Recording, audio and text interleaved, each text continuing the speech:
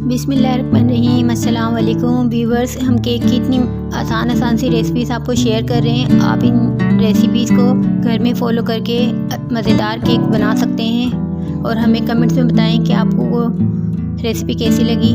Marble cake. अज्जा मैदा 2 cup, अंडे 4 अदद, चीनी 1 अदद, बटर आधा कप, बेकिंग पाउडर 2 चाय के चम्मच, वनीला एसेंस 3 ड्रॉप।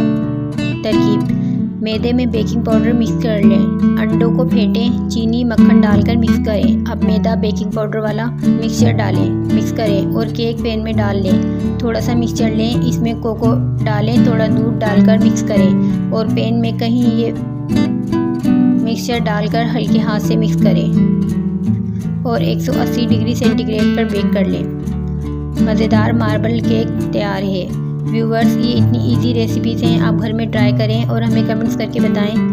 चैनल को सब्सक्राइब कर दें, बेल आइकन को प्रेस कर दें ताकि ये आसान सी रेसिपीज़ फॉलो करके आप घर पर आसानी से डिशेज़ बना सकते हैं। Thanks for watching.